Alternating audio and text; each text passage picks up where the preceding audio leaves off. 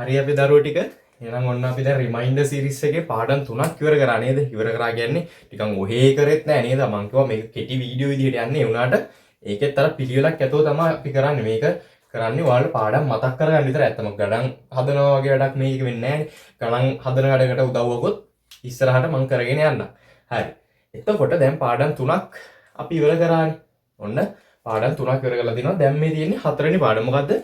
චලිතය පිළිබඳ නිව්ටන් නියම. මේක මොන කැටගරි එකටද වැටෙන්නේ? කියන්නේ මොන පැත්තටද වැටෙන්නේ? මේක භෞතික විද්‍යාව පාඩමක්. තේරුණාද? භෞතික විද්‍යාවට අදාළ පාඩමක්. ඒ කියන්නේ මේකේ ගණන් හදන්න තියෙනවානේ. ඔව් මේකේ ගණන් හදලා ප්‍රැක්ටිස් වෙන්න ඕන. දැන් මෙන්න මෙහෙම දැන් අපි දන්නවා එදිනදා ජීවිතයේදී අපිට වස්තු චලනය කරනවානේ. දැන් ඔය පුටුවක් ඇදලා ගන්න වෙනවා.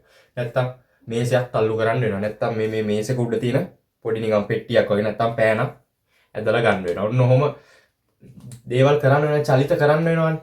එතකොට දැන් ඔන්න අපි හිතමු මෙන්න මේ විදිහට අපි මෙන්න මේ පෙට්ටියක් අපි තල්ලු කරන්න යනවා. මේ මේසයක් උඩ කියන්නකො මෙන්න මේ මේසයක් උඩ තමයි මේක තියෙන්නේ. ඔන්න දැන් මේසයක් උඩ තමයි මේක තියෙන්නේ. හරි නේද? දැන් ඔය අපි දන්නවානේ මේ මේස කියන ඒවා හැම වෙලේම නිකන් සොෆ්ට් විදිහට තියෙනවා. ඒ කියන්නේ ලිස්සල යන විදිහට තියෙනවද? නෑ නේද? පොඩ්ඩක් ගොරෝසුයි නේද? රෙද්දක් දා ඒ කියන්නේ වීදුරුවක් වගේ ඒක උඩ තිබ්බේ නැත්තම් මේක ගොරෝසුයි. එතකොට මේක කියනවා මේ අපි දැන් චලිතය කරන්න මෙහෙම වස්තුවට බලයක් දෙනවානේ, තල්ලු කරනවානේ. ඒ තල්ලු කරද්දී මෙන්න මෙහෙම වැඩක් වෙනවලු. මේ මේසෙනේ අපි ගත්තේ උදාහරණේ. මේසේ තියෙන තලයේ ඒ කියන්නේ අර ගොරෝසු නැත්තම් අපි කියේ රළු. රළු කියන්නේ ගොරෝසුයි. තේරෙනවද? රළු තලයේ මෙන්න මෙහෙම දෙයක් කරනවලු. මේ අපි චලනය කරද්දී මෙයා මේ කියන්නේ හිතන්න ඕන නිකන් පණ තියෙන දෙයක් වගේ නේද? මෙන්න මේ ඒ තලෙන් මෙන්න මෙහෙම අනිත් පැත්තට තල්ලු කරනවා. ඒ කියන්නේ මෙයා කැමති නැල්ලු මේ අපි මෙයා තල්ලු කරන එක. හොල්මනක් ඉඳන් මේක තල්ලු කරනවා වගේ. තේරුණා නේද? ඒ කියන්නේ දැන් අපි ටිකක් සාමාන්‍ය බලයක් දීලා තල්ලු කරාට මේකේ බර අනුව සාමාන්‍ය බලයක් දුන්නට මේ මෙතනින් මේසෙන් අනිත් පැත්තට බලයක් දෙනවා. ඒ කියන්නේ තල්ලු කරනවට කැමති නැහැ. එතකොට මේ අපි දැන් මේ තියෙන යොදන බලයෙන් ඔන්න අපි මේ පැත්තේ ඉඳන් මෙහෙම තල්ලු කරනවා. හරි නේද? මෙහෙම තල්ලු කරනවා. එතකොට මේසෙන් කරන්නේ අනිත් පැත්තට බලයක් දාන්න. ඒ බලයට කියනවා ප්‍රතිරෝධී බලය. ප්‍රතිරෝධී කියන්නේ ප්‍රති. නිකන් විරුද්ධයි වගේනේ ප්‍රති. කැමති නැහැ. ප්‍රතිරෝධී බලය. ඒකටම කියනවා ඝර්ෂණ බලය කියලා. ඝර්ෂණය. තේරුණාද? ඝර්ෂණය කියලා ඉස්සරහා පාඩමකදී වෙනම ඉගෙන ගන්නක් තියෙනවා. හරි නේද? එතකොට මේ ප්‍රතිරෝධී බලයට තමයි ඝර්ෂණ බලය කියන්නේ. ඔන්න එතකොට වැදගත් පොයින්ට් එක වස්තුවේ චලිතයට බාධා පමුණවන බලය ඝර්ෂණ බලය වේ. පැහැදිලි නේද? හොඳටම පැහැදිලිව තේරෙනවා. ඊළඟට දැන් අපි කිව්වනේ මෙන්න මෙහෙමයි. මේ දැන් බල දෙකක් ක්‍රියාත්මක වෙනවානේ. බලන්න දිශා දෙක.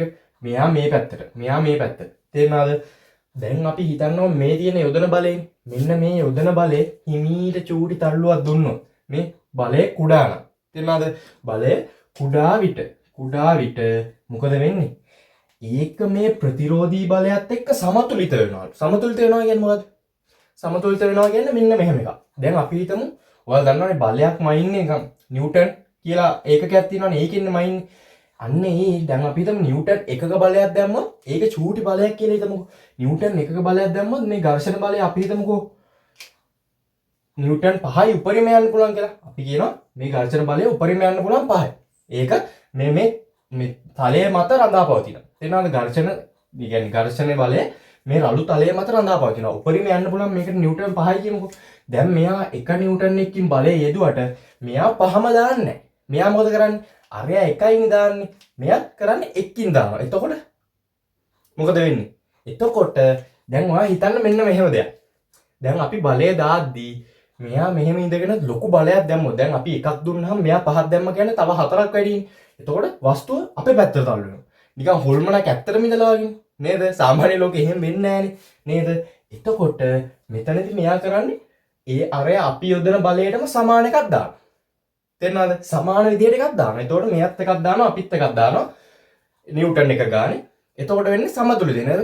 ඇයි සමතුලිතයි කියන්නේ? මෙහෙනුත් එකයි මෙහෙනුත් එකයි. ඔන්න දිශා දෙකටයි. මෙහෙට එකයි මෙහෙට එකයි. තේරුණාද? එතකොට වස්තුව චලිත වෙන්නේ නැහැ. මේ යොදන බලය කුඩා නම් ඒ ප්‍රතිරෝධී බලය සමග සමතුලිත වෙලා. මේ වැදගත් වචනේ සමතුලිත වෙලා. තේරුණාද? සමතුලිත වෙයි. එවිට වස්තුව චලිතය නොවේ. ඇයි? දෙකම දැන් කැපිලා ගිහලා තියෙන්නේ. මොකද පොඩි බලයක්නේ අපි දැන් මේකට සමාන වෙන්න මෙහා බලයක් යොදනවා. තේරුණාද? ඊළඟට යොදන බලය විශාල. ඔන්න දැන් අපි හිතමු දැන් මං කියවනේ මෙතන යන්න පුළුවන් උපරිම බලය මේ ඝර්ෂණයට 5යි කියලා. අපි දානවා නිව්ටන් 10ක බලය. දැන් අරයට කට උත්තර නෑනේ. මොකද වෙන්නේ?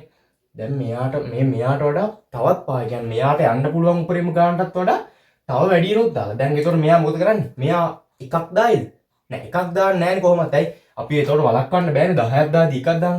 මෙයාට 10ක් දාන්න පුළුවන්ද? බෑ. නේද? මෙයාට 10ක් දාන්න බෑ. එතකොට මෙයාට පුළුවන් උපරිම 5යි. මෙයා දාන්න පුළුවන් උපරිම ශක්තිය දාන්න. තේරෙනවද මේ චලිතය වළක්වන්න? එතකොට මෙයා දාන්නේ 5යි. දැන් 10යි. අපි දැම්ම 10ක්. මෙයා 5යි.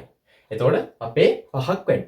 ඔන්න එතකොට වස්තුව මෙහෙට චලිතයි. මෙහෙට තියෙන බලය අඩුයිනේ. ඔන්න මෙහෙට තියෙන බලය වැඩි හින්දා මෙහාට එනවා. ඔන්න පටන් ගන්නවා. මේ කිය යොදන බලය විශාල නම් එවිට ප්‍රතිරෝධී බලය අහෝසි වෙනවා. ඇයි අපි දාන බලය වැඩි. ඊළඟට මොකද වෙන්නේ? අසමතුලිත බලයක් ඉතුරු වෙනවා. මෙන්න මේ වචනේ වැදගත්. ඔයාලට මේ බල යටතේ කතා කරද්දී මෙන්න මේ වචනේ ඉතා වැදගත්. අසමතුලිත බලයක් ඉතුරු වෙනවා. තේරුණා නේද? අසමතුලිතව බලයක් ඉතුරු වෙනවා. එවිට වස්තුව චලිත වෙයි. මම කිව්වනේ විස්තර කරන්නේ කොහොමද වෙන්නේ කියලා. එතකොට වස්තුව මෙහාට එනවා. තේරුණා නේද? කොච්චර ලේසිද නේද? එතකොට මේක වෙන්නේ පෘෂ්ඨය රළු විටද. තේරුණාද? පෘෂ්ඨය රළු විටදී තමයි මෙහෙම වෙන්නේ. ඇයි පෘෂ්ඨයේ සුමට නම් මෙහෙම ප්‍රතිරෝධී බලයක් නැහැ නේ. මං කියවන මොකක් හරි නිකන් සිනිඳු තට්ටුවද කියන්නේ ලිස්සල යන දැන් අපි හිතමු මේ තට්ටුව මත මේ තෙල් තට්ටුවක් තියෙනවා. හරිද? මෙන්න මේ තලයේ මත තෙල් තට්ටුවක් අතුරුලා තියෙනවා. ඔයාලා දන්නවනේ බිම තෙල් තිබ්බත් ඔන්නෝම අපි ලිස්සල යන්න යනවනේ නේද? හරි නේද? එතකොට මේ පෙට්ටිය නිකම්ම ලිස්සල එනවා. එතකොට පොඩි බලයක් මෙහෙම බලයක් දුන්නත් සමහරට යන්න ඉඩ තියෙනවා නේ. ගොඩක් මේක සුමට නම්. සුමටයි කියන්නේ අර නිකන් සොෆ්ට් ගතිය නේද? හරි. එතකොට මේක වෙන්නේ එහෙනම් පෘෂ්ඨය රළු විට.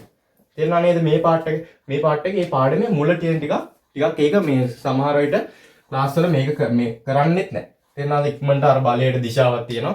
මෙන්න මේවයි දෛශික රාශිය. ඔහොම කියලා ඉක්මනට අර ටික කෙලින්ම හලලා යන්න.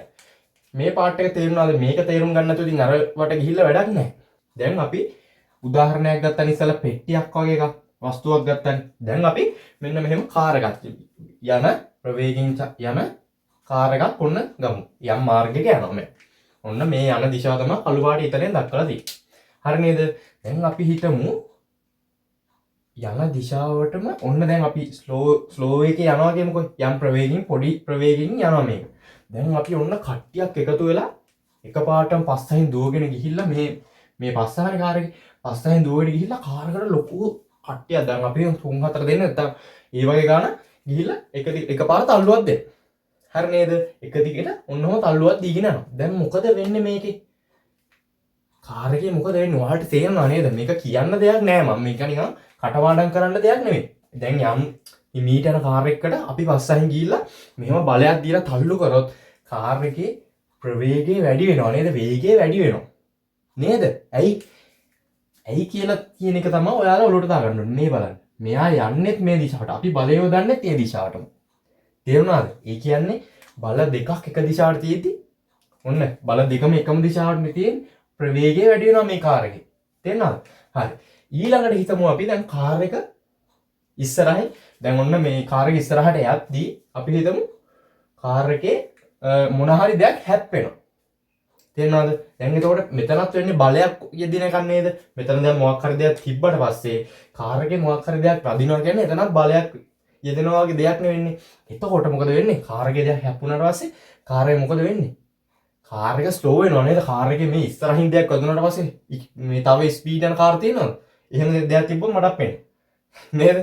කාර් එකේ මෙහෙම ඉස්සරහින් දෙයක් වැදුනොත් වෙන්නේ කාර් එකේ වේගය අඩු වෙනවා. ඒ කියන්නේ ප්‍රවේගය අඩු වෙනවා. ඇයි අන්න ඒකයි ඔලුවට දාගන්න ඕනේ. මේ බලන්න. මෙයා යන්නේ මේ දිශාවට. මේ බලය එදිලා තියෙන මෙයාගේ මත ප්‍රතිවිරුද්ධ දිශාවට නේ. අනිත් පැත්තට තමයි බලය එදිලා තියෙන්නේ. එතකොට අපිට තේරෙනවා මේ බල දෙක ප්‍රතිවිරුද්ධ වුණාම ඒ බලයේ විශාලත්වය අඩු වෙනවා නේද? එතකොට මේ බලන්න ප්‍රවේගය අඩු වෙනවා. තේරුණා නේද? හරි. එතකොට මෙන්න මේ කරුණු ටික අපිට ඒකෙන් තේරුම් ගන්න පුළුවන්. මොනවාද?